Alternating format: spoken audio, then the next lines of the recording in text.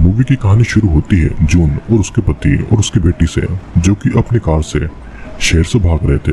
लेकिन रास्ते में उनकी कार का एक्सीडेंट हो जाता है और जून का पति जून और उसकी बेटी को सही रास्ता दिखाता है और उनको अकेले ही आगे बढ़ने को कहता है। और साथ ही में वो ये भी कहता है कि वो जल्दी उनके पीछे पीछे आ जाएगा। जून अपनी बेटी को लेकर उसी रास्ते से आगे बढ़ती है, लेकिन कुछ ही देर में जून को एक गनशॉट की आवाज सुनाई देती है, मतलब कि उसके पति को मार दिया गया था। और जून अपनी बेटी के साथ में जंगल में एक जगह पर छुप जाती है, लेकिन वहाँ की आर्मी आकर जून से उसकी बेटी को छीन कर ले जाती है और जून को भी बेहोश करके कहीं दूसरी जगह पर ले जाया जाता है। अब कुछ दिन के बाद हम जून को देख पाते हैं, जो कि लाल कपड़े पहने एक अमीर आदमी फ्रेड के घर पर मेड बनी हुई थी। लेकिन जून का काम घर का काम करना नहीं था, उसको किसी और वजह से यहाँ पर लाया गया था और ये बात मैं आपको आगे बताने वाला हूँ। फ्रेड की वाइफ सेरेना भी जून से कुछ सवाल पूछती है और उसे ये बता देती है कि अगर जून ने कोई भी गलती की तो उसे अथॉरिटीज के हवाले करके उसकी जगह पर किसी और मेड को रखा जाएगा। जून की भी वहाँ पर एक दोस्त बन जाती है, उसका नाम ग्लेनोवा था। लेकिन वे लोग ज्यादा बात भी नहीं करते थे, क्योंकि हर तरफ से अथॉरिटीज उन पर नजर रखती थी। वहाँ पर काम करने वाला एक लड़का जून से बात करना चाहता था, लेकिन काम के अलावा और कोई बात वहाँ पर नहीं अलाउड थी। अब मार्केट जाते समय वे दोनों एक गर्ल स्कूल से गुजरते हैं। जून वहाँ पर इसी उम्मीद से देखती है कि वहाँ पर कहीं पर उसे उसकी बेटी नजर आ जाए। अब ग्लेनोवा जून को वहाँ से ले जाती है, क्योंकि इस तरह से खड़े रहना उनके लिए खतरा हो सकता है। वे घर लौट रहे थे और वे दोनों एक ऐसे रास्ते से जाते हैं जहाँ पर सरकार के खिलाफ बोलने वाले लोगों को सजा दी जाती थी। वहाँ पर वे दोनों देखते हैं कि एक डॉक्टर जो कि प्रेग्नेंट वुमन की मदद करता था, एक प्रीस्ट और रिलीजन पर बिलीव नहीं रखने वाले आदमी को सड़क पर ही फांसी पर लटकाया गया था और उनकी डेड बॉडीज सड़क पर ही सड़ चुकी थी। कुछ समय के बाद में जून को मेड्स के इंस्टीट्यूशन ले जाया जाता है, जहाँ पर मेड्स को सरकार के हिसाब से डाला जाता है। और देश में केमिकल चेंजेस की वजह से वहाँ की वुमेन्स एक या दो ही बेबी पैदा कर सकती थी। अथॉरिटीज की वाइफ अब बेबी पैदा करने की हालत में नहीं थी, तो उनकी जगह जून जैसी वुमेन्स को ही दूसरे अमीर फैमिलीज के लिए बेबी पैदा करना होता था और वही बेबीज फ्यूचर में देश को आगे बढ़ाएंगे।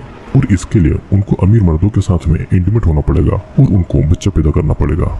जून की एक और दोस्त मोरिया भी वहीं पर कैद थी और वो अब पूरी तरीके से वहाँ के हिसाब से ढल चुकी थी। जून मोरिया से मदद मांगती है उसकी बेटी को ढूंढने के लिए और मोरिया भी उसकी मदद करने के लिए मान जाती है, लेकिन वो जून को अथॉरिटीज के हिसाब से चलने की सलाह देती है, नहीं तो उनकी जान तक ली जा सकती थी। अब देर रात हैना को गर्ल्स रूम में उनके पास में छोड़ दिया जाता है और हैना अथॉरिटीज की बातें नहीं मानती थी, तो उसकी एक आंख को निकाल दिया गया था। अब अगले दिन जून नहाकर फ्रेड के घर पर जाती है और उसके साथ में बेबी के लिए इंटीमेट होती है। सेरेना भी वहीं पर मौजूद थी और उसने जून का हाथ पकड़ रखा था और वो इस तरह बिहेव करती है जैसे फ्रेड के साथ में जून नहीं बल्कि वो ही इंटीमेट हो रही है। अब रात को हैना नींद से उठकर अजीब अजीब बातें कर रही थी और उसकी आंख निकाल लेने का सदमा उस पर बहुत बुरी तरीके से पड़ा था। जून उसे संभालती है ताकि उसकी आवाज कोई दूसरा नहीं सुन सके। अब अगले दिन मेड को बुलाकर अथॉरिटीज एक मीटिंग को ऑर्गेनाइज करती है, जहाँ पर मोरिया को पकड़ लिया जाता है क्योंकि उसने वहां से भागने की कोशिश की थी, और एक आदमी को भी पकड़ लिया गया था क्योंकि उसने एक मेड के साथ में सेक्सुअल रिलेशनशिप रखा था, जिसके बाद में उस मेड का बेबी मर गया था। उस आदमी को उन मेड को सौंपकर ये कहा जाता है कि वही लोग उनके हिसाब से उसे सजा दें। सभी मेड उस आदमी को घेर लेती है और उसे मारने पीटने लगती है और कुछ ही समय में वो आदमी दर्दनाक मौत से मर जाता है। सीन कट होता है और यहाँ पर मार्केट जाते समय जून और ग्लेनोवा अपनी अपनी फैमिलीज के बारे में चुप चुप कर बातें कर रही थी। ग्लेनोवा तो अपनी फैमिली के साथ में कनाडा भागने वाली थी, लेकिन गवर्नमेंट के लोगों ने उसे पकड़ लिया था और बेबी पैदा करने की एज तक वो सब कहीं भी नहीं जा सकते थे। और फिर जून को सावधान रहने के लिए बोलकर ग्लेनोवा वहां से निकल जाती है। धीरे धीरे देश के मंदिरों को भी तोड़ा जा रहा था और आम आदमी को मारा पीटा जा रहा था। एक आदमी जून को आकर खबर देता है कि फ्रेड उससे मिलना चाहता है और साथ ही में वो जून को ग्लेनोवा से दूर रहने को कहता है, क्योंकि ग्लेनोवा की वजह से वो भी फंस सकती थी। सभी मेड को एक अमीर आदमी के घर में ले जाया जाता है, जहाँ पर हैना एक बेबी को जन्म देने वाली थी। और जून को अपनी प्रेगनेंसी का टाइम याद आता है, जहाँ पर उसका हस्बैंड उसे टाइम पर हॉस्पिटल तक ले गया था और जून का ही एक ऐसा बेबी था जो कि हॉस्पिटल में अकेला जिंदा डिलीवर हो पाया था। इधर डिलीवरी के लिए सभी हैना की मदद कर रहे थे और उसी दौरान जून ग्लेनोवा को बता देती है कि फ्रेड ने उसे अकेले मिलने बुलाया है और ग्लेनोवा उसे सावधान रहने को भी कह देती है। जब हैना का बेबी डिलीवर होने वाला था तो अमीर वुमन ऐसा बिहेव करती है कि जैसे कि उस बेबी को वही डिलीवर कर रही है।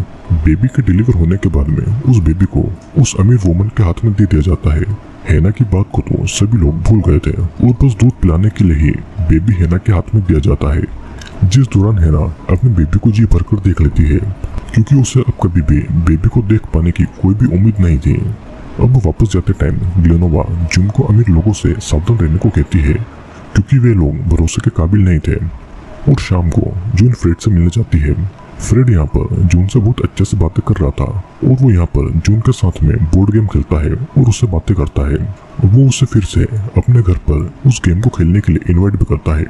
अगले दिन जब ग्लेनोवा के साथ में जून मार्केट जाने के लिए निकलती है, वो ये नोटिस करती है कि ग्लेनोवा की जगह पर किसी और को इस काम के लिए रखा गया है। मतलब कि ग्लेनोवा को किसी बात के लिए सजा मिली थी, जिस वजह से उसे गायब कर दिया गया था।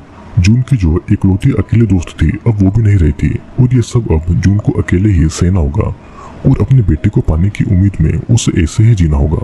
इस मूवी में ये बताया गया है कि देश में केमिकल रिएक्शन की वजह से वहाँ की औरतों में बच्चों को पैदा करने की क्षमता कम हो गई थी, क्योंकि बच्चों को पैदा करने में उनकी जान को भी खतरा था।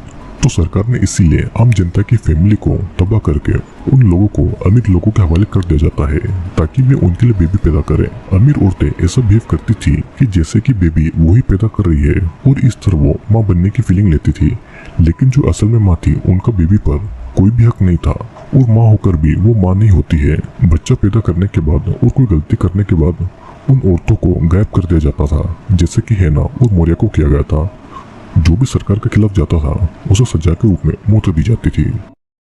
ऐसा कहते हैं कि कानून के हाथ बहुत लंबे होते हैं और अपराधी कितना भी शातिर क्यों ना हो वो पुलिस के हाथ चढ़ जाता है, लेकिन कुछ अपराधी ऐसे भी होते हैं जो कभी कानून के शिकंजे में नहीं फंसते हैं और आज भी वे एक रहस्य है।